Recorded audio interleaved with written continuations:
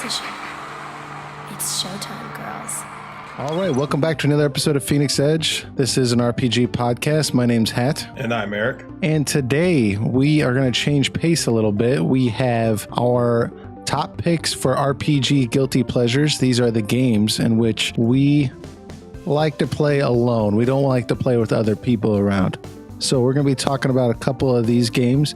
And then also we have a topic brought up by one of our listeners, Disa. She's wanting to know what we think the future of console gaming is, if we'll still have console gaming in the future. And she goes into a little detail about mobile gaming and just in general, her thoughts with that. So we're going to be talking about that. And then also we have a ton of comments from last week's podcast. It seems like everyone's got comments on the Final Fantasy VII Remake. So we're going to be reading and delving into those. And also, there's some other people that want to talk about the Dragon Quest stuff also. So we'll be hitting that stuff up. But before we jump into that, if you're listening to this in the audio-only version, we do have a YouTube page where you can see both of us. And, I think this week, Eric, you're still getting your wall situated, correct? Yeah, it's still going to be audio only for now, but things are progressing. I've gotten most of the things up. I just need to convert a lot of my consoles over into the other room, do all the wiring and everything like that. And between working and other events right now, it hasn't been a very fast process, but it is going. No real complications yet. Progress is occurring. He's been sending me regular updates with his photos, so it's coming along very nicely from what I've seen. So I think it's going to be really impressive. Maybe next week you might have it up, and if that's the case, if you are listening to this audio only and you've never watched our YouTube page, you should come check it out, because we'll have to show some of that off. But anyway, so I will definitely show it off when it's done. Yeah. So we're Phoenix Edge RPG podcast. Just look us up on YouTube here and subscribe, and we'd really appreciate that. But with that out of the way, before we jump into any of our topics, Eric, what have you been playing this week? Oh, same thing. It's been God of War. I think I'm starting to get close to the end of it. I'm not entirely sure. Every time I think it is near the end, it's more going on, but I still like it. It's still a great game. I still under the opinion that if you're looking for a pure hack and slash God of War game, that you'll be disappointed. But as a new action game on its own right, it's very well developed. The combat is very simple yet very deep at the same time. Sure. And the story is still very entertaining. I'm still enjoying the dynamic between Kratos and his son, and the point where they're at right now, it still feels like a very developed experience.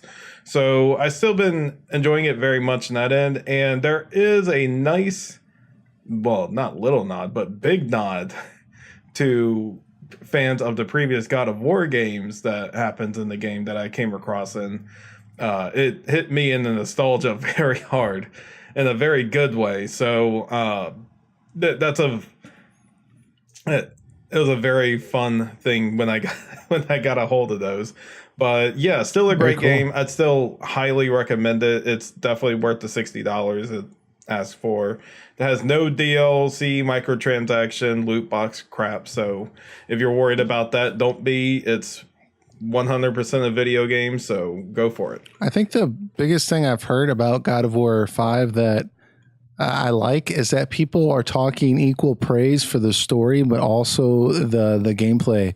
I think there's a lot of games out there that I can mention that just have phenomenal stories, but like some of them, like I almost don't want to play them. Like if they're not like very much of a good game, I'd almost like rather watch it if they like made like a TV show out of it or something. Like I don't want to actually play it. So the fact that this one is kind of hitting both those marks, I think that really says a lot. So yeah, on top of that, it's just another thing that proves that single player games aren't dead yet. You know, EA with that statement where they said people don't want single player games anymore. They want multiplayer live services now. Well, I'm sure technically they are correct. People do not want single player games. People working at EA, right?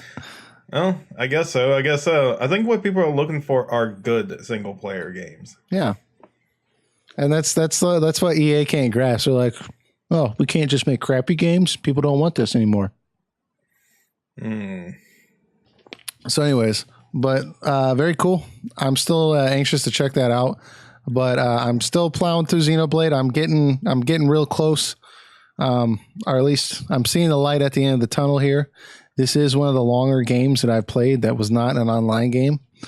But I do think beating this game and just like having it in my checklist of games beaten, this will be, one of those games you can kind of say, yeah, I actually beat that game, because this game, my game time's getting pretty impressive. But I think I've done some extra stuff I didn't have to. But we're gonna have a review session for that game coming up sooner or later here, hopefully soon. And then before we get in the summer and start getting with E3 and everything like that, I'd like to have that done. So you guys should look forward to that. Should be coming out soon. I sound like Square Enix right now.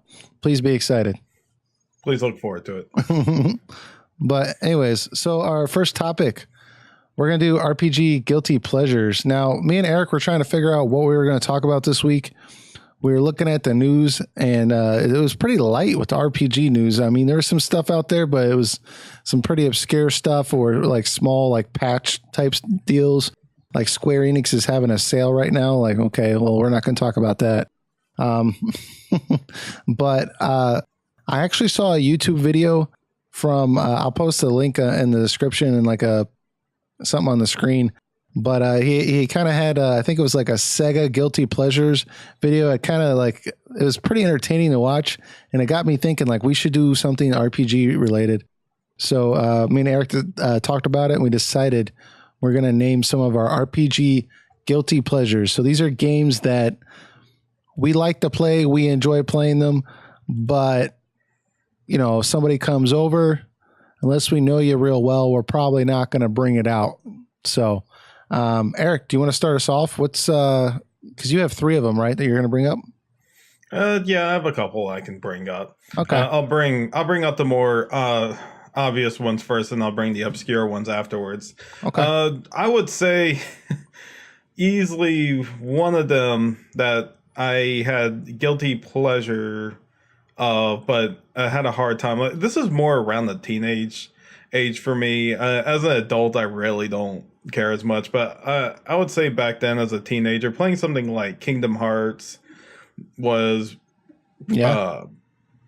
troubling, especially when you have like parents that walk across. Like it's like, even just to go on a tangent for a second, it's like enjoying Final Fantasy X, and of course they get to the scene where Titus and Yuna are doing the awkward laughing with each other, and like without fail, like one of the parents just walk in and just say, hey, like, what is going on? And I'm like, I don't know. You're like, no, it's not all like this, I promise. Like, this is an odd scene.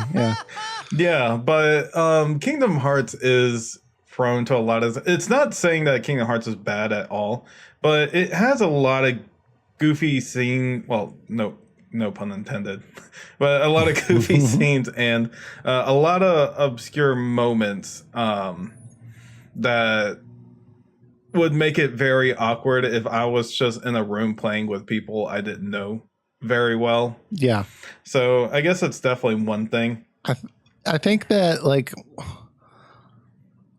I was in a similar boat with you with Kingdom Hearts, and that I finished Final Fantasy X, and I had all these game subscription magazines coming in the mail, and I was like, oh, this new series, Kingdom Hearts.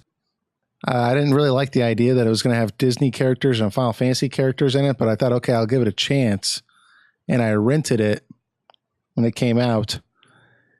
And yeah, watching Goofy run around the screen with a giant ass key on his shoulder and then seeing all my favorite Final Fantasy characters like talking to Goofy, like I was just like, no, this game is not going to cut it, and I'm not having this. And I was terrified that my parents would see Goofy, and for some reason I didn't want them to think that like this Final Fantasy thing that I was really into was like very childish. I didn't want them to think it was like super childish. So I mean, I can understand where you're coming from with that. Oh, I'll give you an awkward moment. Okay. Oh boy. Okay, Kingdom Hearts 2, Atlantica, all of Atlantica. So you see a big bearded fellow like myself playing that, and I'm hitting buttons to the beat of Finny Fun. And I expect you all to take me seriously, okay? We're having Finny Fun here. That is one where you turn the volume down, most definitely. Yeah, and this is the guy who made this series is currently directing the Final Fantasy VII remake. But I mean, yeah, I had to get that Ultimate Weapon, man.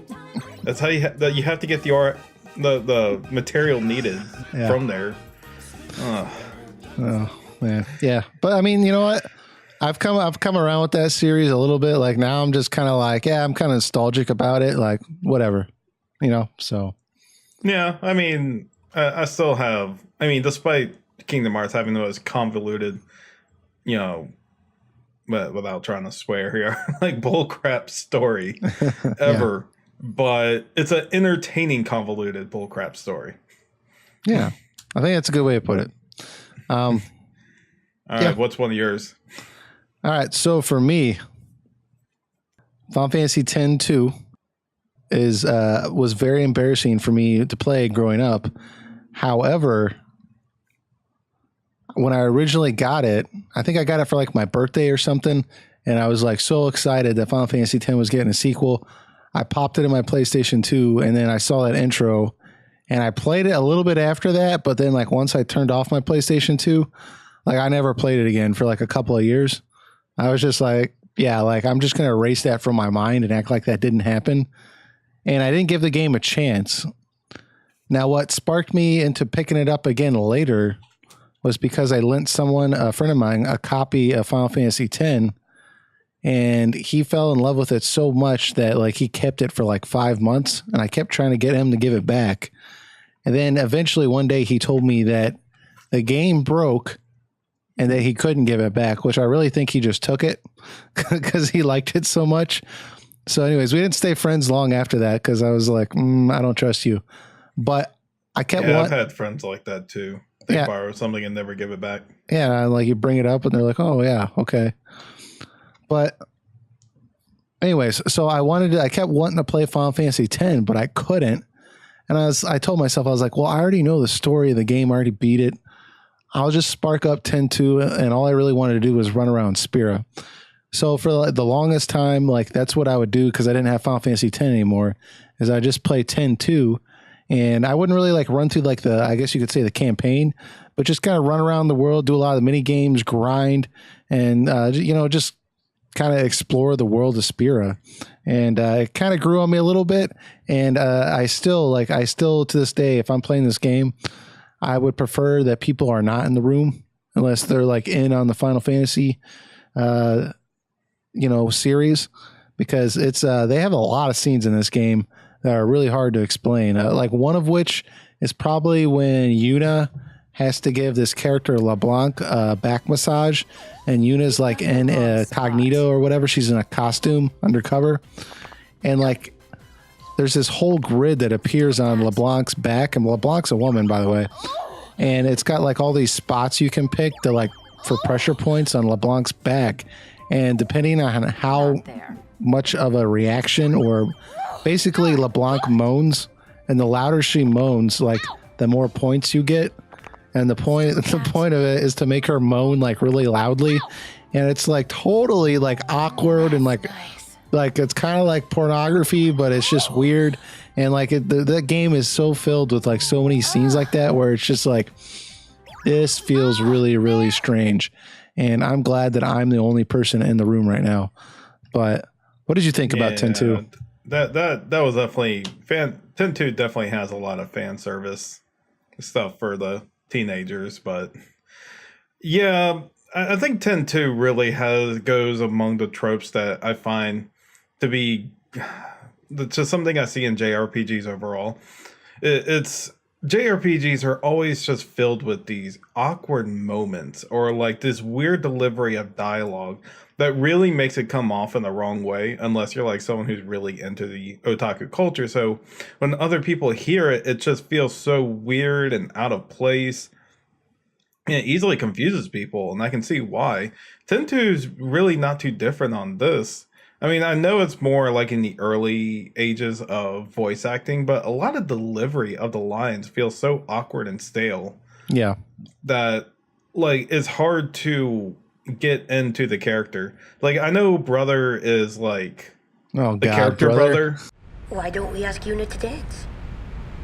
Dance? Oh? Oh, that's it! You must dance. Our sanity depends on it. That sounds like an order, Yuna. The exercise will do us good.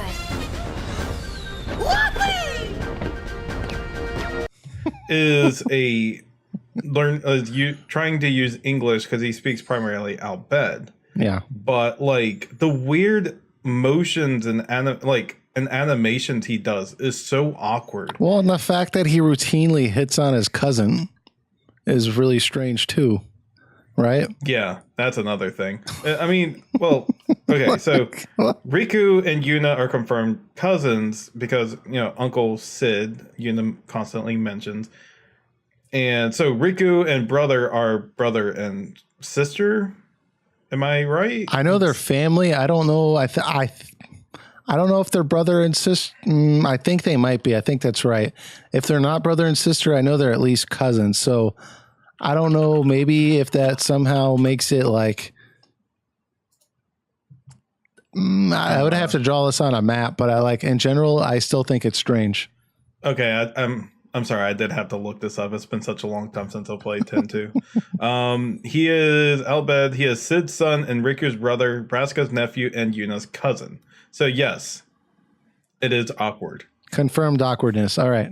Oh, that's it! Yeah. So And go ahead. You must dance. yeah, Our it's just to sanity say that the depends on animation's it. really awkward. And Final Fantasy a lot of times has been doing that.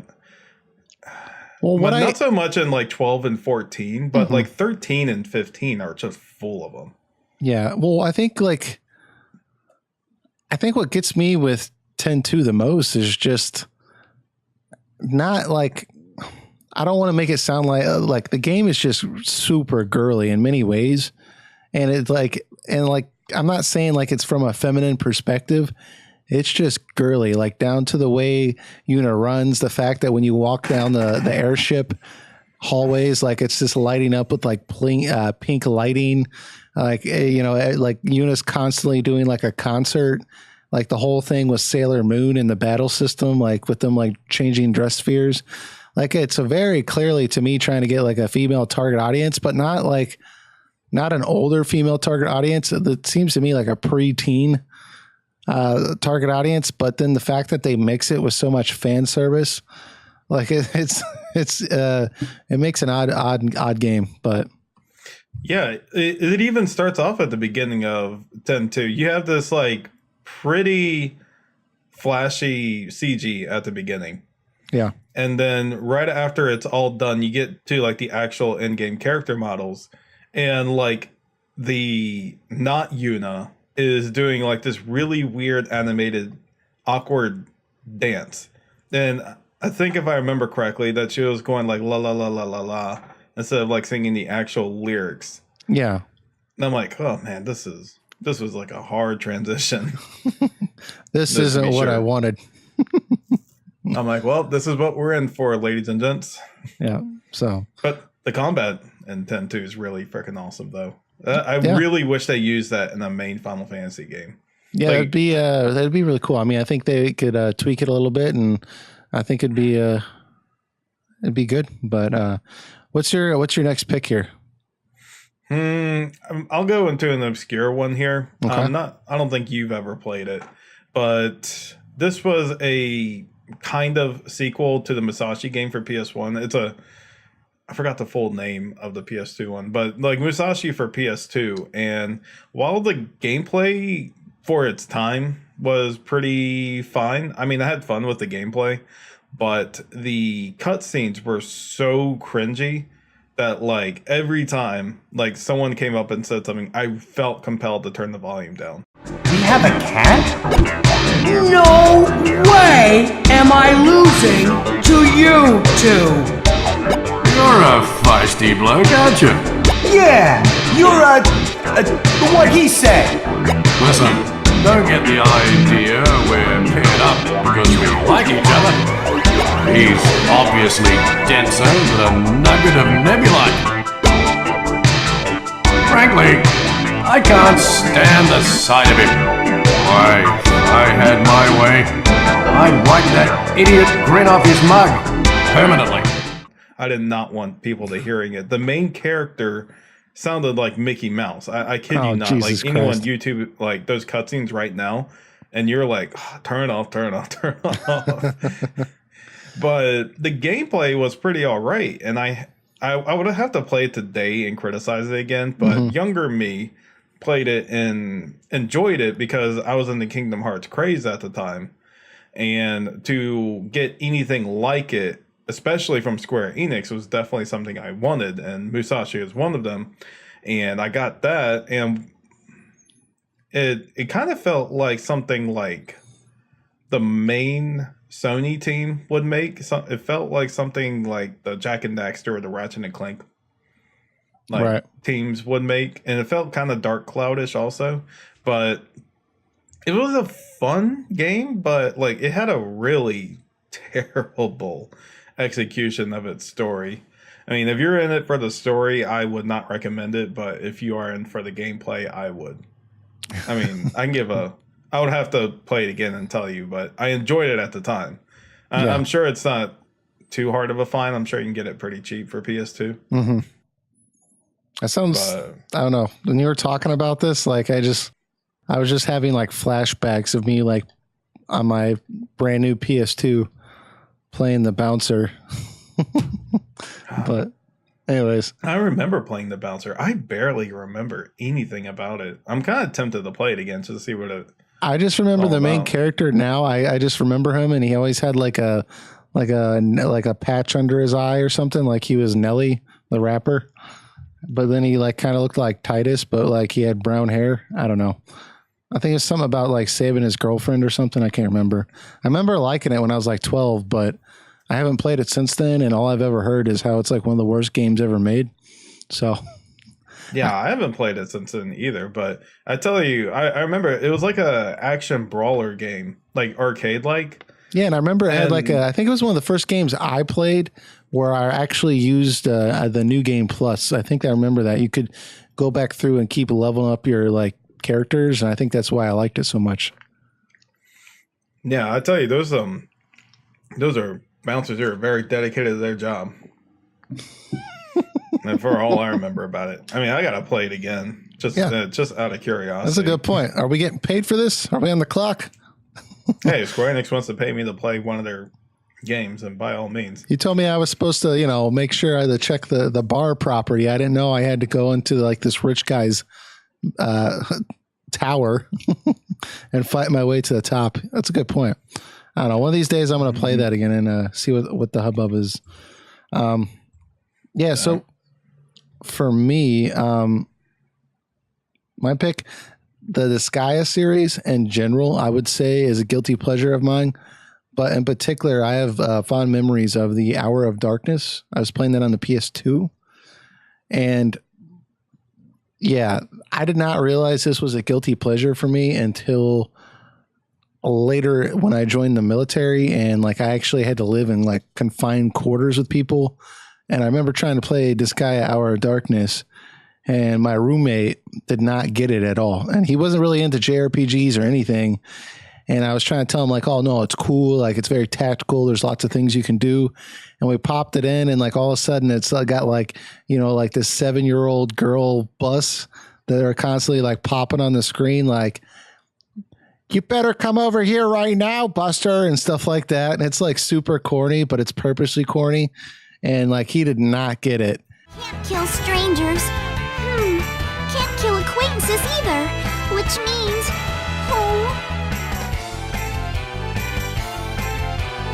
are you? And why are you in my room talking to yourself?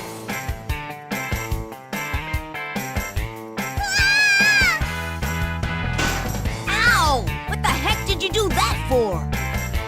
Oh, I'm sorry. You scared me, so I asked. Huh? Is he a demon? There are demons this young? I didn't know that. So who are you? Me? Nice to meet you. I'm an assassin. Oops, I wasn't supposed to say that. And all of a sudden I realized like this isn't something that everyone likes. But I've always liked the kind of like cheesiness of those games because they do it on purpose. And there's just so much like wackiness to those games that like will keep you playing, at least if you have my personality type. I mean, the fact that like the game doesn't max out at level 100, the fact that it'll just keep letting you go and you can get level 300 if you want. I mean, the fact that it has like a whole item world. So like individual items you carry, you can go through like an entire series of strategic battles and that. And then there's all sorts of different things you can do in the game to just add on, like to create hundreds and hundreds of hours of gameplay. I've always liked that. And the plot lines, as cheesy as they are, they've always made me laugh. And I think that's what they set out to do.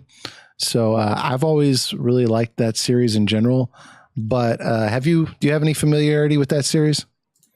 Not too much, but the presentation I am familiar enough with. Yeah. And it definitely comes off as something as you kind of have to enjoy the otaku, which I said before, again, enjoy the otaku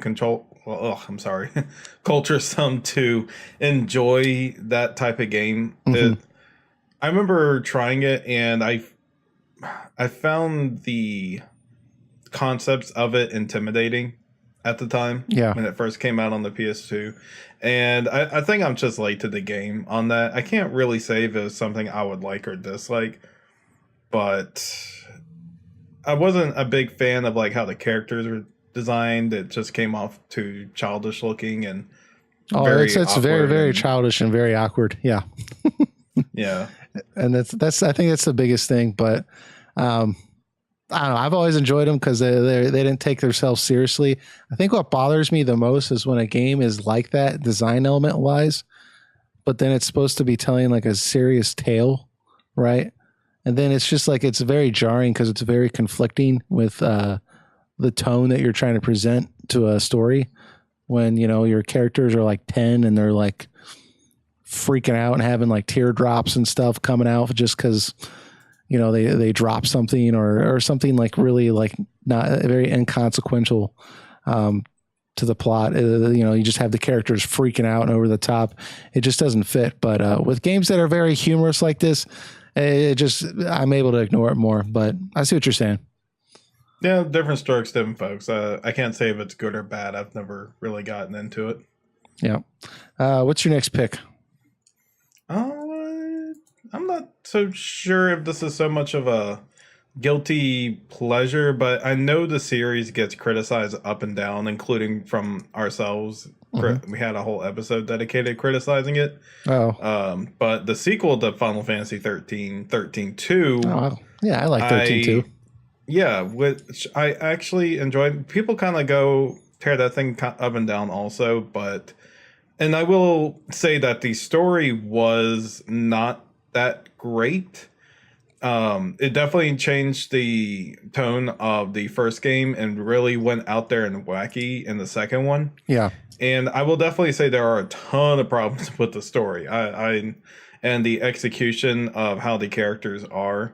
But there are some things I did enjoy. I did like how the combat was refined and done better. I enjoyed some of the exploration factors of it. I enjoyed going through different times and doing the completion bonuses of it. Mm-hmm. And the Coliseum boss fights were pretty fun, and you kind of need a good understanding of the combat system to get that done.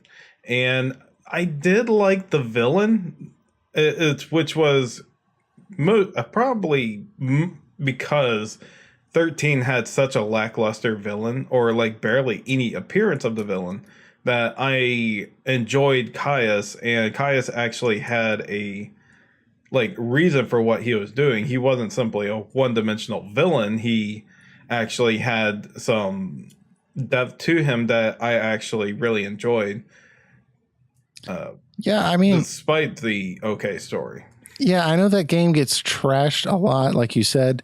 And to be honest, I actually, when I first played it, like I really didn't have any problems with it that much. I actually remember thinking, like, I think I like this game better than I like Final Fantasy 13, to be honest. And I know a lot of people felt like, well, okay, the game totally basically like changed very important events from the first game. And I get that, but I really just did not like 13 at all. So I didn't mind them changing stuff because like I didn't think what was told before was this masterful story. I mean, it would have been different if like you like went back and changed like Final Fantasy 7 or something, like, and I'd been like, okay, like, come on now. Like that was a great story. You don't just change the ending of the game. But I mean, I didn't like 13 to begin with. So I was like, whatever, you want to change it? I think there's a lot of things I would change too. So, but in general, I had fun with the game. I thought it was a fun game to play. I would enjoy just going around, like you said, in different time exploring different times, time traveling. And honestly, I didn't think the story was that bad either. I mean, I didn't think it was like this masterful story, but like you said, I understood why Caius was doing what he was doing. I felt empathy for that situation. And I mean, the fact that I had fun and I didn't think the story was that bad, I don't think it was that bad, honestly. I mean, I thought one thing that I do think was embarrassing about that game was, like Sarah, that character, dude. I've never met any girl that runs like Sarah does. Like she runs with like her elbows like really high, and then she's got her like arms that are like so high near her face, and they go back and forth when she runs.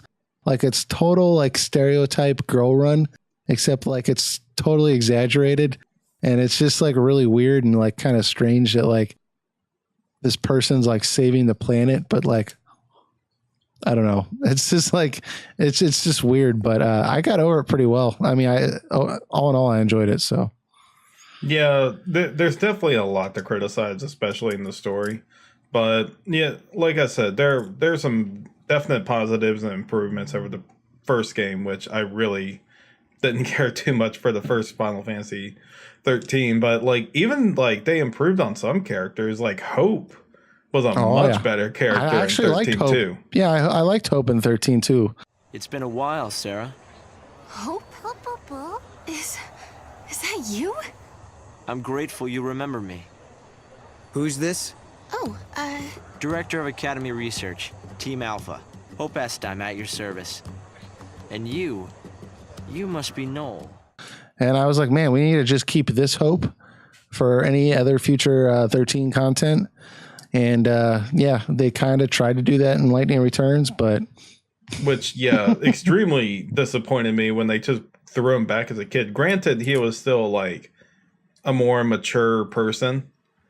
What they did was, for anybody that has not played Lightning Returns, and this is going to be a minor spoiler, but I'm not going to spoil the whole thing or anything. But like, basically, you find out very early in the game when you run into Hope that it's young Hope. So it's the Hope that you remember from Final Fantasy 13. But he says that God took old Hope from 13.2 and stuck him back in young Hope's body. And I'm just sitting there when I first saw that, like, then why didn't you just have old Hope? why did you use young Hope? And like they go and explain some more of it later in the story, I know, but it was just, that was so stupid. Go ahead. I think they just didn't want to use the older Hope asset. Like, I don't think they did like everything for that asset in 13.2. And they're like, okay, well, we can either make this whole new thing for that character that was just mostly there for cutscenes, or we can just use the old Hope, throw it in, and then just make an excuse on why he's young again. I'm not gonna say I know the technicals of it, but really there's really no excuse of why they couldn't have, like, story wise, there's no excuse why they could bring the older Hope over. Yeah, what they probably thought was, okay, like, we're gonna have other games where we want Hope to be in the game, and we don't want to have to use old Hope in these other games, right? We want to use the one that's in the core franchise. So we want to be able to use young Hope. So maybe they just didn't want more Final Fantasy 13 games with the old Hope. I don't know. I feel like if people like old Hope better, then you should just use old Hope. But anyways. Yeah, well, you got any others up your sleeve? Yeah, we did get on a tangent there. Sorry about that. So yeah, my last one that I picked here, it's a recent game, very recent actually, but I am a little embarrassed to play it usually, Tales of Berseria. And the only reason I say that is because when you have the opening screen come on, it's very, very pinkish. And like for the first hour or two, it's very, very like not masculine until the story gets started. You didn't forget, did you? You promised to teach me how to make your special quiche. You mean for that apprentice animal doctor you had your eye on? You were serious? Beyond serious? Please, this is life or death for me. But I thought your folks weren't keen on the two of you dating. Who cares what people think? The important thing is my feelings. And it's like, I don't know, it's very, very captivating. But it's like the whole, like, even me buying the game, I actually went to GameStop and bought it in person. And like they pulled out the cover because I bought it used, I think. And when they pulled out the case, I looked at it and I was like, man, like all the letterings in like this bright pink. And like the girl's just like looking at me and I'm like, yeah, I don't know. I heard it's a good game. Like, like it was just very, very, it wasn't God of War 5. That's what I'm trying to say here. So I found it embarrassing to purchase.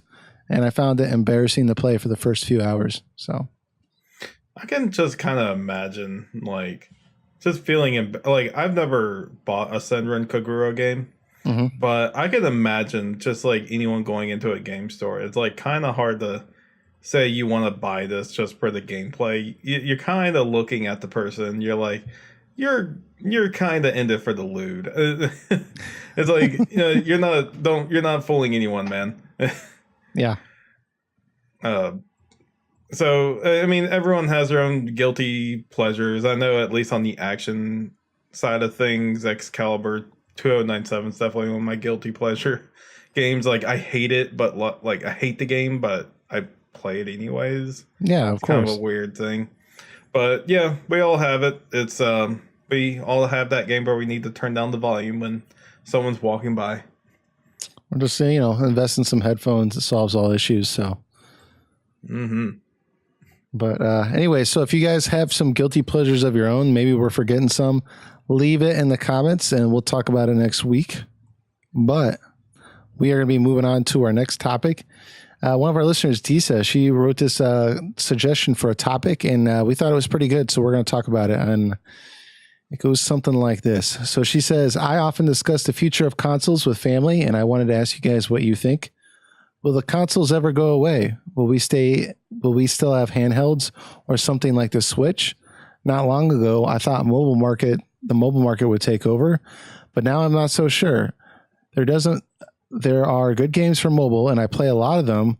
Tough controls doesn't bug me, but there has been much premium RPGs coming for it. Hasn't been much premium RPGs coming for it. Seems like all it gets is social RPGs and it doesn't fill that spot. What do you guys think? So basically, just to sum this up, she was saying, do we think console gaming is ever going to go away? And then she also has her thoughts about just like mobile gaming, if that'll take over or just that general concept. Eric, what do you think? I don't think console gaming is ever going to go away. I think it may take a new form, but not go away. And what I mean by that is I think that like the concept of the Nintendo Switch is something that we should probably embrace to come in the future. I think companies are going to more find a way to have the console and handheld experience merge with each other like the Switch did. Like, even right now, Sony created a patent to have controllers that separate from each other and put them on the screen also. And it kind of comes off as like, oh, they're thinking about, now these are just patents. They're not like actual development. Yeah, they just want to, yeah. But they do have a patent to let you do that. It's very similar to a Switch. So I'm kind of looking at it as hardware is going to, over time, become less of a thing, and software becomes more of a thing. So, like, what I mean by that, to kind of go transition to a different thing, is that I'm trying to explain it the best I can. Everything is probably going to be on a tablet. And eventually the tablet itself. That's not the direction I thought you were going to go. Else. But go ahead, keep going. But the tablet is going to be so powerful that it's going to have a processor in it that equals that of what the current generation is. And you simply put the tablet into like a docking station, and then you be able to play on your TV like a Switch does now. Mm-hmm. But I believe the Switch is a start of a concept, and I think other companies are going to try to follow it. I think even the Steam will probably try to get into it to an extent. Sure. Also, and put their games on it. And like, you can take it with you. You can take it to a friend's house and put your tablet in there, or you can take the tablet out and attach your controllers onto it. I think that's possibly why we haven't seen anything new handheld wise from Sony, or any rumors of it, beyond the fact that Vita didn't sell well in the West. And I think they might be up to something like that. I think since we're just getting into the powerhouse now of things, it's not really changing beyond that. So I'm thinking they're trying to find ways to do that. I think augmented reality again is going to be another thing in the future, where you use like projection like software, and I don't think those will overthrow consoles anytime soon, but I do think that they'll have a very strong place, at least in the like mobile market side of things, where you can just do things like while you're with the glasses on, like say you're in a subway, you can like turn a game on that only you can see and other people can't see, and you're just like using your fingers. You may look silly in front of people, but I think that's going to become a popular thing. People are going to be playing Angry Birds and shooting off a thing with their finger. Yeah, I mean, I could see something like that. I mean, to me, look, consoles in general are just getting like it's perfectly normal. Like the Xbox One X just came out recently for $500. Now, the idea that people who care about specs, right? They care about having like hardware in their gaming that is like top notch, so they can have these hyper realistic games. If that's what you care about in this day and age, those people are probably already going to transfer over to being a PC gamer, because at that point you might as well just buy a PC if you care about it that much, right? If you're already going to invest in a 4K television and a $500 console, that's at that point, bro, just get in the PC gaming, put stuff on ultra settings. You'll love it. It's gonna be better than the console. It just will. So I think that's where console gaming is going, is more towards people that just want to have fun, and not so much towards like hardware nuts, So, or a computer tablet deal, like you said, that's kind of like a Switch where you can hook it up to your TV real easily, and you can play some like games on there on your TV if you want. You can use your TV as a monitor and type whatever you need to, surf the internet. But if family's over or whatever the case may be, and you can't use the TV, you just pull it off the TV, and hey, now you're doing it, on the couch in your own privacy, maybe in your room or whatever. I mean, I think that stuff's naturally going that way. I mean, people are already on their cell phones. They want to carry basically their computer around with them all day. So, I mean, I do think in the future, like console gaming as we know it is gonna go away. Because even now, like it's not as unusual to have a game come out on every console and PC, right? Even Dragon Quest XI, when it comes out here, it's going to come out on the PS4 and PC. I mean, back when I was a kid and I was playing on the PlayStation and such, like it was very, very common for games to be console exclusive because, you know, everyone played consoles. But today it's all over the place. So, yeah, I don't see how long this is going to last with people that are going to spend $500 on a console. I just think that it's just going to go down to like, if you're going to buy a gaming system for the living room, it's going to be about $200. And if you're going to spend more than that, I think people are just going to go the PC route until eventually all that stuff merges. So I think overall just that they're going to be constantly focusing on a way to make hardware less relevant and software more relevant. I do also think that cloud services are going to be a big thing also with streaming. Yeah. Streaming is going to be a very big thing on top of that also. And they're going to have the ability to have such a strong streaming service on their end that when you play a game and you don't even have a console there, you use their service and you just use an app that's like on your TV and you can play it through that way. You can do that right now. It's not that great yet, but you can't. Sorry, now I'm coughing. I think that's going to be a really big thing. And it's at its beginning steps right now. Microsoft is dabbling into it. Sony's dabbling into it. But eventually, you're going to be able to do that without a console there. And specs are not going to matter as much anymore.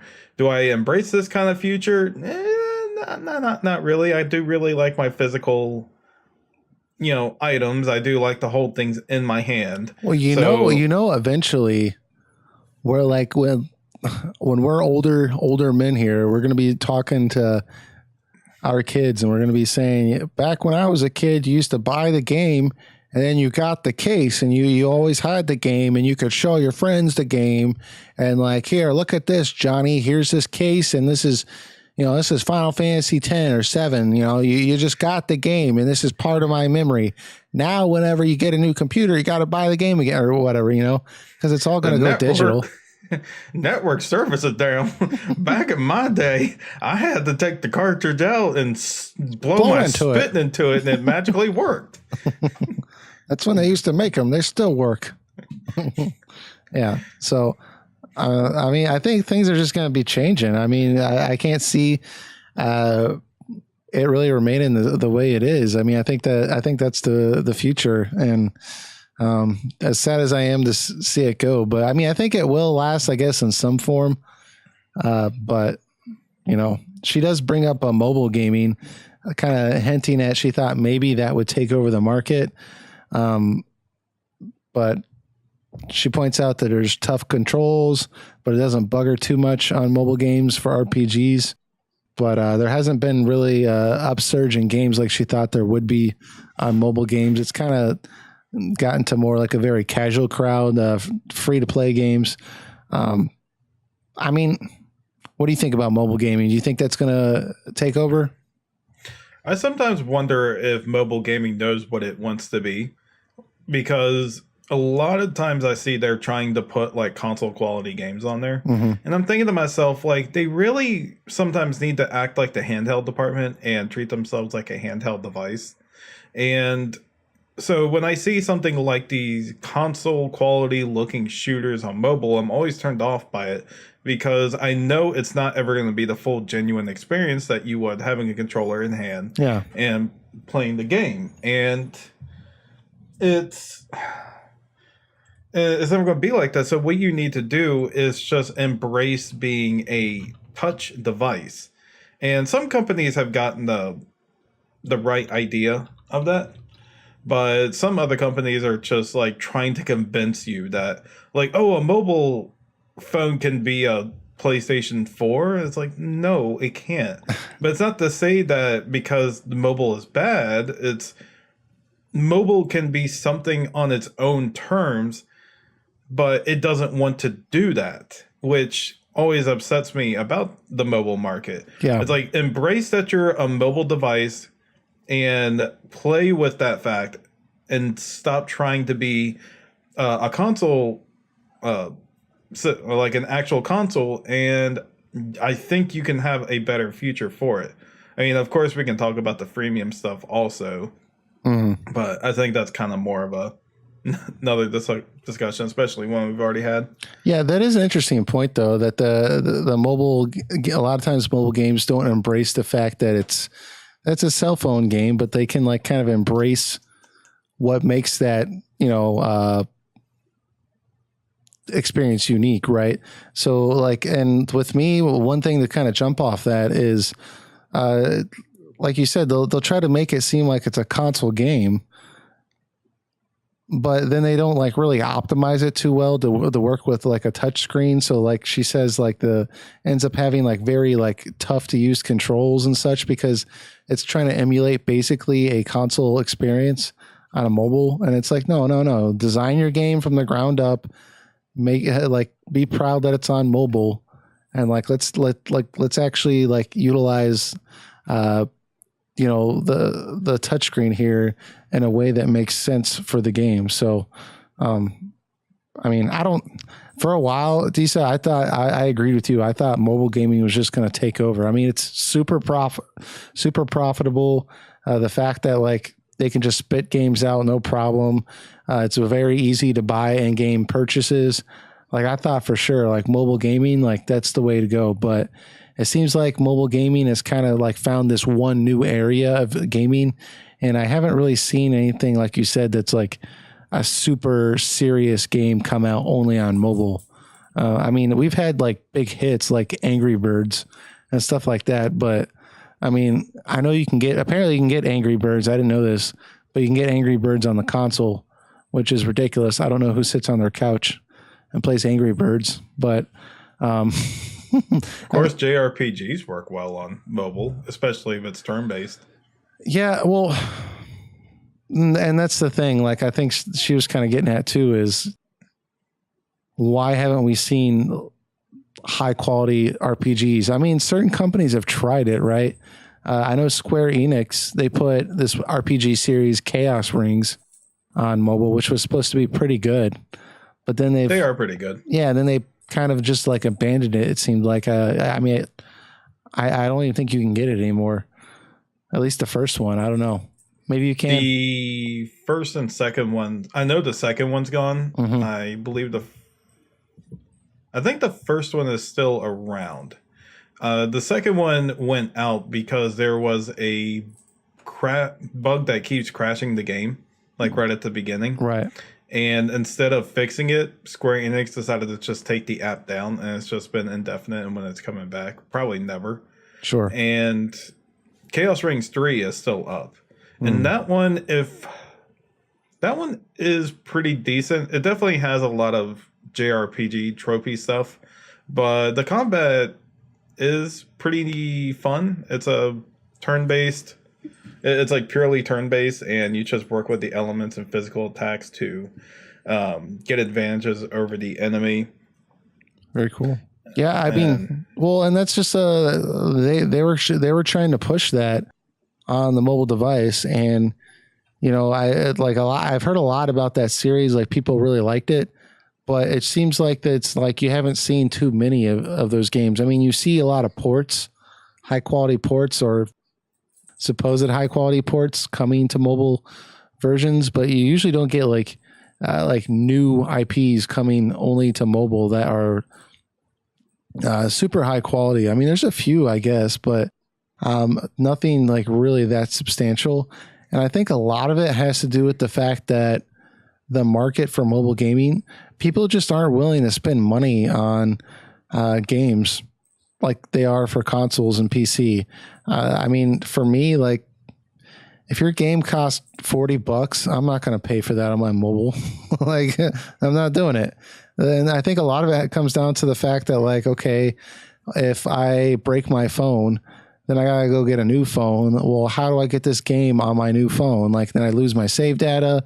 Like, it's just a pain. Like, no. And then, like, $40, like, how big's this game? Is it going to take up a quarter of the memory on my phone? Like, you know, so the fact that, like, that experience just kind of, like, lends itself to being like very inexpensive games, don't take up a lot of space.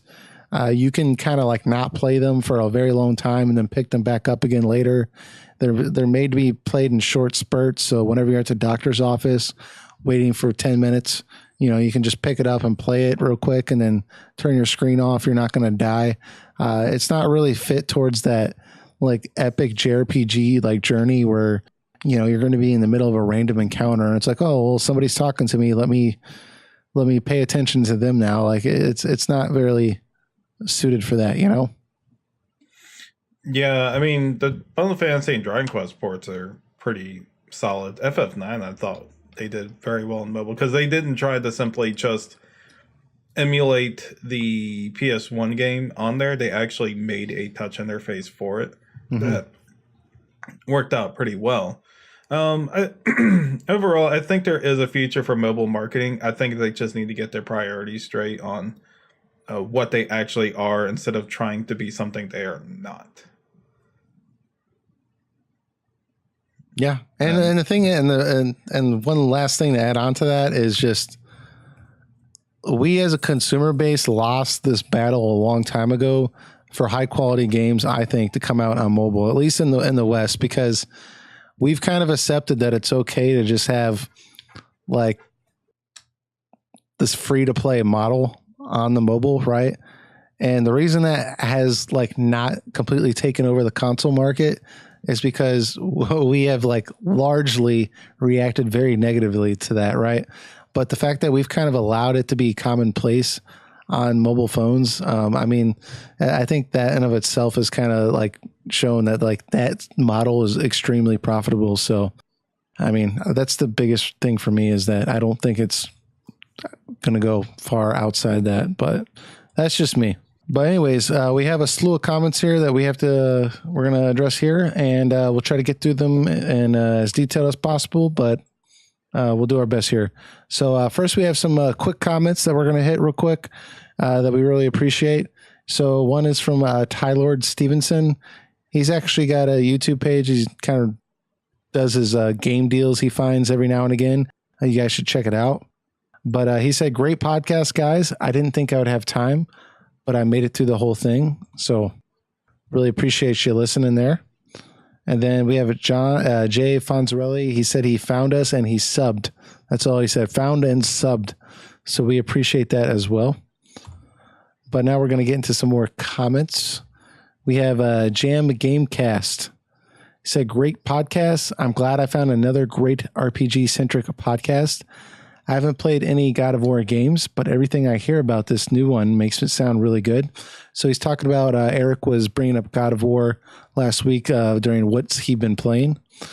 But he also said, I'll probably wait for the Switch version of Dragon Quest XI. It's easier for me to play portable games, and I have plenty in the backlog to play until it comes out. So that's quite a bold statement there, Jam Gamecast. That's more power to you, man. I do not have the patience to do that. Yeah, well, it depends how long it takes to come out. I mean, if they said like 3 months or something, like, okay, maybe, but I think it's going to be like a year or two. So maybe he's the smart one. I don't know, but very cool. Obviously, if you go to, I clicked on his name because it sounded like he had his own YouTube page, and he reviews games every now and again. So I watched his I Am Setsuna review. It's pretty good, so you guys should check it out. That's Jam Gamecast. Disa, even though she had suggested a topic, she also had her thoughts with Final Fantasy VII Remake discussion we had last week. So I thought it was pretty good, so let's check it out. She said, I definitely agree that it will not be able to beat nostalgia, talking about the 7 Remake. It wasn't my first JRPG, so to me it's a good game, but I don't have the wow factor of time. But I think the time it hit how it is for many the first one they got into, the first FF on PlayStation. There's no way to really beat it, so I agree the best thing is to try to go into it for what it is. I hope they make it a good game, but they aren't exactly setting themselves up for success with the extreme hype. They have this thing where they hype things up as this will be the biggest thing in the world has ever seen. How can they even meet that? And I can totally see what she was saying at the beginning, that like, hey, she just thought it was a great game or a good game, but she doesn't have that nostalgia for it like some other people do because she kind of waited to play it. I got that a little bit with, like, for example, I think I brought that up with Star Wars Knights of the Old Republic. I played that game. I thought it was a great game. I really enjoyed it. I still think very fondly of that game. But I do see some people are like, this is the greatest game ever made. And it's like, well, no, you just played that when you were 12 and it made a big impact on you.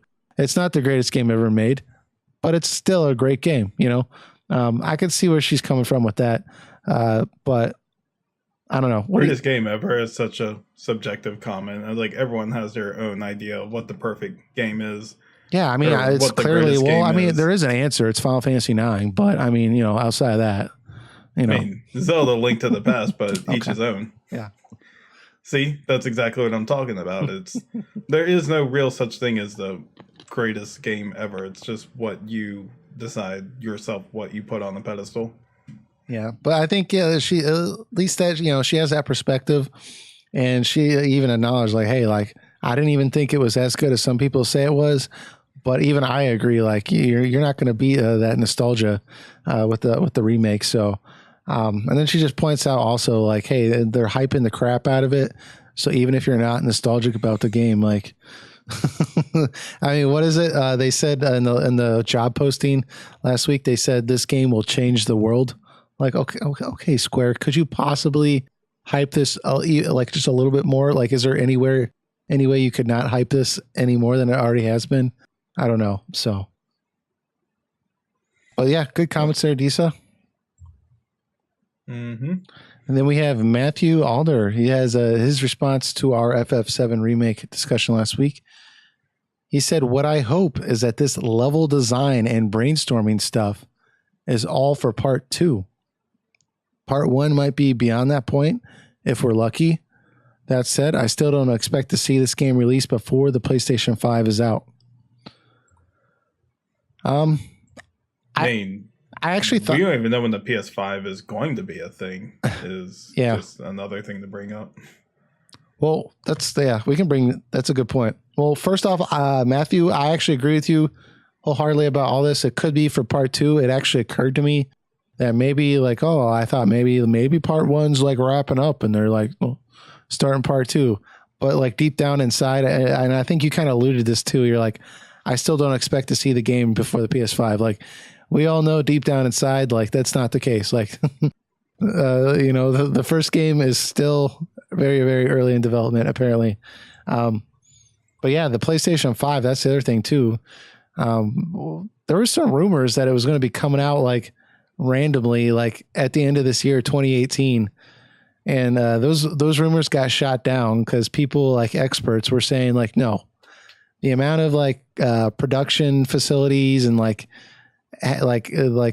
working out contracts with like Walmart and everything, and like we'd be seeing trailers from like other game, like fresh games coming out. Like there's no way they would be able to hide it this close to launch. So clearly it's not coming out 2018 at all. And from what we've kind of seen from people that have researched this, it's probably more like 2020 if we're lucky. So definitely not this year, because this is the year of Kingdom Hearts 3. What's going to happen is they're likely going to announce and give a lot of information for Kingdom Hearts 3 at either at E3 or Tokyo Game Show, one of the two. Mm-hmm. Likely E3. Are you talking about for the 7 remake? No, I'm talking about Kingdom Hearts 3 right at the second. I'll get to why I'm talking about that in a sec. But they're going to do that, and then they're going to market the hell out of Kingdom Hearts 3 till it comes out. Similar to how they did FF15. You're going to see all these collaborations and marketing material that you'll see Sora with maybe with his own version of cup noodles, stuff like that. And they're going to be focusing on Kingdom Hearts 3 for the rest of the year till it comes out, which likely winter 2018. So they don't want to bring FF7 in when they're trying to focus on getting this game out right now.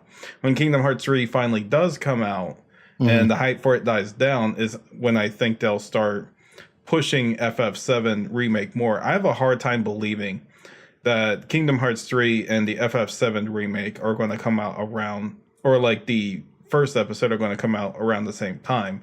So it would be pointless for them to market FF7 right now. It's when they have another big AAA on their hand. It's coming out for the PlayStation 5. It just is. that's to me, like, I've already like rested that in my mind. 7 remake. We'll get Kingdom Hearts 3 on the PS4, but the 7 remake, it's coming out on the PS5. Even I saw a clip from Final Fantasy Peasant, and sometimes he has some wacky ideas, but like he brought this up in a little short clip I saw, and I was like, that's actually a really good point I didn't think about. He was saying like, hey, I thought the 7 remake was going to come out earlier, but if you go back and look at like Square Enix and how they market stuff, like if a game is close to coming out, they're not one of these companies that wait till like 6 months before the game's going to come out and then like start dropping like trailers. Like they start pushing it like all over the freaking place. Like we would be seeing trailers all over the place. Like every ad on Facebook would like be Final Fantasy 7. Like it would be like just nonstop Final Fantasy 7 beating you over the head like they did with 15. And like they've been like super quiet. So that to me in of itself tells me it's a ways off. So I don't think it's coming out. I agree with Matthew. I don't think it's going to come out to the PS5. I mean, yeah, just to refer back to one of our previous episodes, they just announced FF7 way too early. I think that's something that should have been announced like after Kingdom Hearts 3 came out. Like, I really think they should have waited that far in to say the remake was a thing. Dude, what if they dropped a trailer this summer, right? For Kingdom Hearts 3, and then it had a release date, and everyone's all like stoked for that. And then like they had not brought up the 7 remake, and then like after that they just brought up like a first Final Fantasy 7 trailer.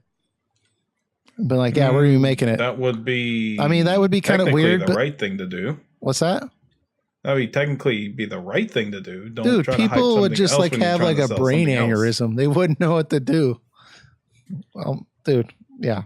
And they could have just came out the gates like, yeah, we're doing multiple Final Fantasy 7 games. Like it's not going to just be one. So all you Final Fantasy 7 fans, you can have multiple. Like, dude, they could have just came out a lot better, and people would have responded a lot more positively to that. But anyways, that goes without saying. So thank you for your comment there, Matthew. Next we have Bio Phoenix. He's going to be talking about, he has comments about God of War, Final Fantasy 7, and so we're going to talk about that. So he says, wow, you guys have a great podcast. I do want to try the new God of War, even though I was never into the older games much. The gameplay in them was good, but I just did not care about the rest. So seeing this game doing some changes does get my interest, but I will wait for now. But great to hear that lots of people have been enjoying it. Yeah. Sounds like Eric's been enjoying it. So, but then he goes on about the 7 remake. He said Final Fantasy 7 remake will take a long time, knowing how Square is with FF these days. So I'm not hype about the remake just yet, because I really don't think it will come out this year or even next year. And as much as I like Final Fantasy 7, I feel like there could have been other games that might have been a better idea. Yeah, that's a common feeling that a lot of people have. I know a lot of people wanted Final Fantasy 8 to be remade. A lot of people wanted 6 to be remade. Some people don't want any of them to be remade. But I mean, you know, I'm looking forward to it coming out, and I think you'll find general consensus among a lot of people that we just don't think this game's going to come out for at least another year or two. So, yeah, I've said it before. I don't think FF7 needed a full-on remake. I think, I mean, I'm always the one that always enjoyed the little sprite animation look to them before they got that, you know, actual Advent Children serious thing to them. And I always liked that. And I always kind of thought that they do an HD remaster of 7, but like just redo the character sprites to look more like the artwork of the character sprites that they were trying to translate. Not like put like a full like life size like FF8 like life size like polygon character on the screen. It doesn't work for the environment that they made for it. But I think you can redo the sprites enough that they look more like the original vision of them, translating them to the screen to have that like to have that small sprite form, and then of course you have their actual height. I kind of wish they just did that, and then of course upscaled everything, and that would have been just fine with that. But no, apparently we needed like a from the ground up remake. It's like just take it back a bit, Square. But yeah. I guess I'm the unpopular opinion about that. Everyone wants that Advent Children FF7 remake. I'm not going to say everyone, but a good portion of the FF7 fan base wants something like that. So, yeah. I mean, I think I would have just taken I would have been fine if they just kind of basically that PS4 edition that they released on the PS4. that was kind of dumb, right? The PS4 edition that was released on the PS4. Anyways, so the PlayStation 4 version of Final Fantasy VII that was released recently, I played through that and I really like that version. It's got like the PS1 soundtrack on it, but it's made for HD television, so it doesn't look like crap. I thought that was great. I really like that version. And I think that if they wanted to make an improvement to it, all they'd have to do is redo the character models so they don't look so absurd. So Cloud doesn't look like he's like got like super like Lego arms or something, right? And then also not redo the script, but like the dialogue, relocalize it, make it fix a lot of the grammar issues, fix a lot of that type of stuff. And then honestly, remaster that soundtrack. Give me an orchestrated soundtrack, and I think that like I would have been perfect. Like maybe redo the FMVs or something like that, and that's it. Like I don't need it to be voice acted. I don't need it to be this like episodic like adventure that's going to take 9 years. So anyways, that's kind of my thoughts on that.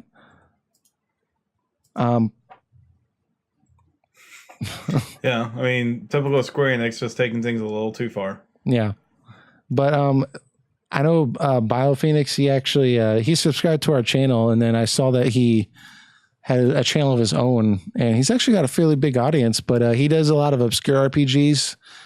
So I noticed he reviewed Shadow Hearts. That's kind of what attracted me when I looked at his videos. So if anybody wants to check out a cool gaming centered channel, you guys should check it out. Then we got Leon lastly, but we saved the best for last here. So we got Leon, and he's going to talk about the Final Fantasy VII remake, and then he's also got his thoughts on Dragon Quest. Leon, I'm going to drink some water before I dive into your novel here. Gotta get my throat ready for this speech. Just kidding there, Leon. We love your comments. So he says, as always, excellent podcast, dudes. Thank you. He says, I agree that nostalgia plays a factor for the FF7 remake, so it would be difficult to make a game that is more well received than the original. However, I think it's possible to make a better game, but whether or not fans are subjective enough to recognize it is a separate matter. For this reason, I'm going to view the remake as a separate entity from the original and try to enjoy it for what it is. I think I'm going to love it because of my nostalgia. So that's the first part of what he was saying. And I actually think that's kind of an interesting point, that maybe fans will not be subjective enough to recognize it's better. I could see how that could occur. Because technically it is possible to make a better game. I mean, he's absolutely right that you need to treat both as a separate product. It actually comes back to something recently. It's a girlfriend watched through the anime Death Note, and I enjoyed it. It was pretty good. It's not perfect. It had some problems with it, but I enjoyed watching it. And then right afterwards, like, we were curious why the movie was being ripped on so hard by people. So we watch it, and so I go in like saying like, okay, the setup's like very different yet kind of similar. Mm-hmm. So I'm like, okay, so let's just treat it as its own thing. This is just how movies always do things. They always need to Hollywood it up all the time. But I mean, it was just a bad movie by itself without even taking the anime in consideration. Yeah. So that's what I was, yeah. So the overall point I was making is that like it's more beneficial if you keep the two products away. So, but at the same time, temper your expectations for FF7 because it's not going to live up to the amount of hype that you gave the original. Yeah. So just keep your expectations where they need to be. Yeah. So, I mean, Leon, that's a very good point with the 7 remake. He did go on to say there is one thing that I think is important to bring up, and that's respecting the fans. Last year during the anniversary of FF, I kind of felt bad as a fan of the series because we are basically celebrating 30 years of us supporting and buying from Square. I'm not saying we deserve things, but some sort of something to the fans that have been supporting you for so long would have been nice. Not even a commemorative soundtrack or some kind of box with all the games. I don't know, something.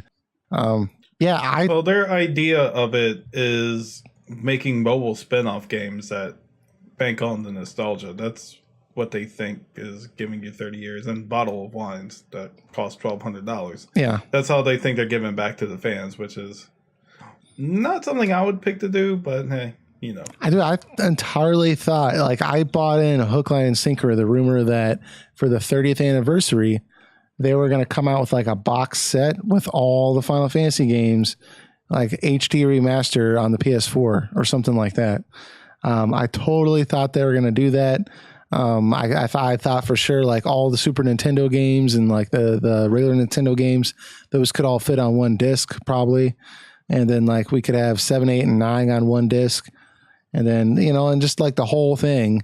And I totally bought that. I was ready to buy that. So yeah, they could have done something small, like a small gesture like that. I agree, Leon.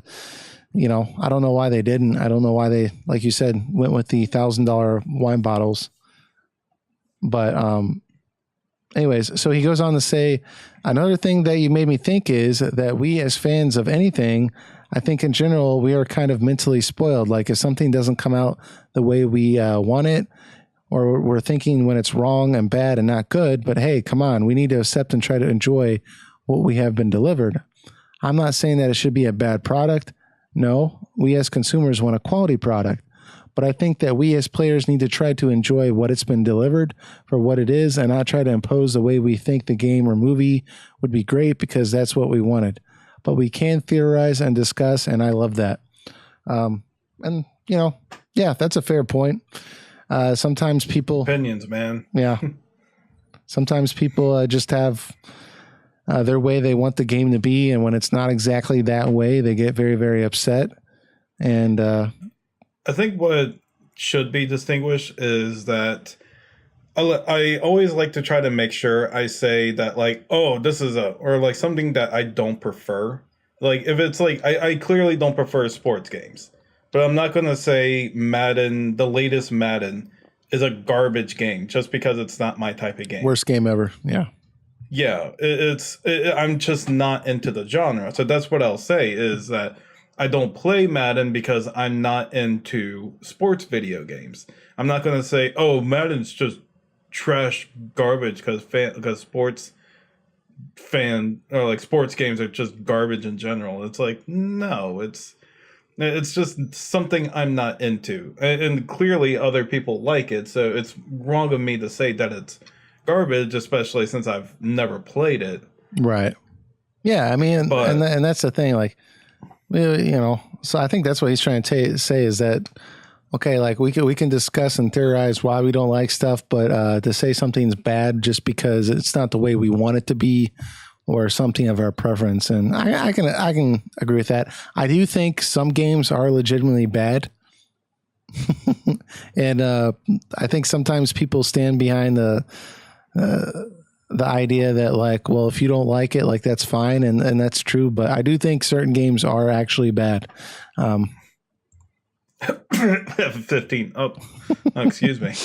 Oh, oof. It's about. Oh, yeah. Sorry. Anyways, so good thoughts, Leon. He did go on about Dragon Quest. So we have. He says about Dragon Quest. I can't wait for 11, and I'm thankful that it's not open world. For example, my favorite is 8, and that they are coming back to that style. It's awesome. The only thing that doesn't quite fit for my taste is that the hero, it's like a linear one-side character with no voice, and that always kind of bothered me. I don't know you guys, but for me, a hero or a main character should be the main character with a voice and everything, not just someone who goes there smashing things. But as far as I can see, they changed this thing for the new one, so let's see. And as long as they have like nice side quests, it would be awesome because in my opinion, I hate games that are filled with the same side quests and mini games all over the game. All those go fetch things are, I hate them. It's okay in small amounts, but all the side quests are like that? No. I think that good side quests should include something to add to the story, to enrich it. And then he goes on to compare how Final Fantasy 15 had terrible side quests. But he wraps up by saying, I just hope Dragon Quest comes with some nice side quests that are not boring and a main character with some personality. Do you know some games where side quests are in general like good and not just go do something for an item? I just realized he might have suggested a topic there at the very end that I didn't see. So we can just talk about this in general right now. But I know with Dragon Quest, his concerns with the main character. What are your thoughts, Eric? Because you're a massive Dragon Quest fan. So, well, it depends on what you're looking for. If you're looking for like a very narrative heavy game, then there can be an argument to be made about the silent protagonist, but much like characters like Link from the Legend of Zelda series and heroes from the Dragon Quest series, the main point of them being silent protagonists is so you can reflect yourself onto them. Mm-hmm. And you feel like you're part of the adventure. The choices you are making are reflecting of what you make. Now, when there is a very narrative heavy game, say like a Final Fantasy, it doesn't make much sense that the character to be a silent protagonist because they're following on a very heavy built story. So I will say like a time that like silent protagonist I found really off-putting was actually Tales of Xillia 2, because the series is so known for having that Final Fantasy like structure where it's like so focused on trying to tell you a story. Right. Instead of you just being part of the story. And it's like you're taking on the story and you're just happening to control the characters. Tales of Xillia 2 brought a silent protagonist in where you choose what he says, but it's still in this same exact type of structure that Tales series are known for. So it felt really off and out of place. But now with Dragon Quest, it is a adventurous like game, so the way it's built, it's easy to reflect yourself onto it, similar like I said to Link from Legend of Zelda. So I definitely think it's okay in that regard. There are arguments to be made about the whole thing about silent protagonists, and that could be like a whole topic in itself, but it really comes down to preference on that. Some people do like the silent protagonist. I do like it when done right, like the ones I mentioned, but at the same time, it can go terribly wrong. It's all about how you set up the structure of the game. Yeah, I think it is preference, like you said, because to be honest, I mean, there's some games where the silent protagonist route works, but in general, almost all cases, I feel like if they would have had an actual character, it would have been better. I don't know. It's just, it always seems weird to me when like, so much stuff is going on and then like my character's just sitting there like not saying anything, or like it only commands me to say yes or no or something like that. And like it's just like, I don't know, I'd rather have an experience that's more similar to like a novel or a movie than for me to like literally be refined to like 2 or 3 sentences. But I mean, I can see where if it's really important for you to feel like you are the one on the adventure, I can see how that could make it more immersive. So, to answer your question about the side quests with Dragon Quest 11. It sounds to me, from what I've, or at least from what I've seen and read, that the side quests in Dragon Quest 11 are actually pretty good. I mean, they've emphasized how much story is in this game. So, I mean, you haven't heard anything bad about the side quests in Dragon Quest 11, have you? No. I mean, I try to prevent looking too much into it. Yeah, but I mean, I feel like if they were atrociously bad, like 15s, we would have heard about it by now. So, let me make this argument also on top of that. Just because a character is a silent protagonist doesn't mean that we don't get the gist of how they are or what they do.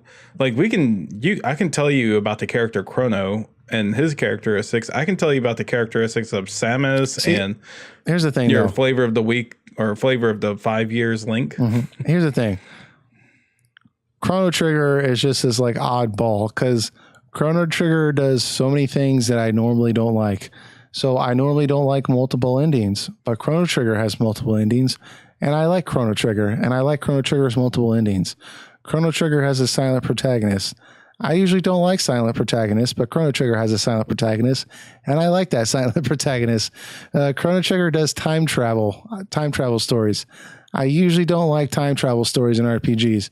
Chrono Trigger has time travel RPG. I like the time travel story in Chrono Trigger. Like, there's like all sorts of things about Chrono Trigger that I should not like, and I end up liking Chrono Trigger.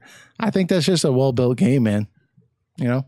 And Chrono Trigger knows what it is and just has fun with it. Yeah. I mean, it's like Back to the Future. It knows what it is and it has fun with it. And I feel like I think what you're getting at is like Chrono has kind of his own personality in general. With the way his character art is designed, he kind of like, to me, always seemed like kind of like a very confident, like kind of a little cocky warrior that's just like ready to take on anything. And like he doesn't really talk, really, I don't think, through the whole game. But like it's just, if you just talk to the townspeople in the mother mm-hmm. of that game, you kind of get the idea that Chrono Trigger, not Chrono Trigger, just Chrono. Yeah. Chrono is a kind of like a lighthearted troublemaker, mm-hmm. but like a person with a good heart type of deal. Yeah, standard JRPG. Yeah, a little bit. You know, he woke up in his mom's bedroom. I mean, come on. But until Other M, Samus Aran from Metroid never said anything, and I can tell you everything about her. It's like she's a badass bounty hunter that likes to work alone, has an affectionate side, the works. Yeah. So, well, I mean, to each his own. Just remember what happens when we give silent protagonists voices. If anyone remembers from the 80s, excuse me, princess.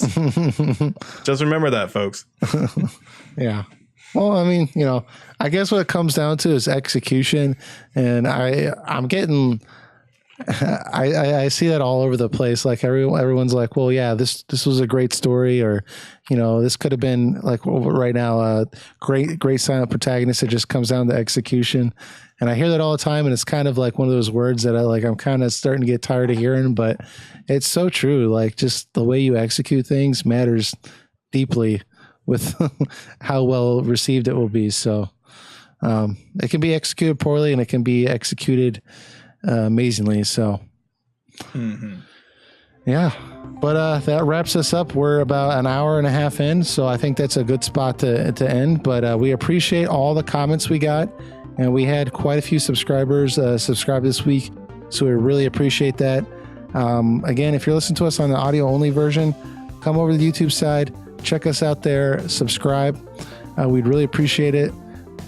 We're getting near our 100 mark, so we're going to be excited about that. And if you watch us on YouTube and you want to check out the audio only version, we do have a link in the description of this YouTube page. You can go click on that. You can listen to the audio version. You can listen to us on Spotify while you're playing some guilty pleasure RPGs. You're playing Final Fantasy X-2 and you want to listen to Phoenix Edge RPG podcast. Hey, you can do that. Listen to Spotify on your PS4. It all works, and should be a good time. So, but let us know if you have any comments or any topic suggestions. Just leave that in the description, and we'll catch you all next week. See you next week.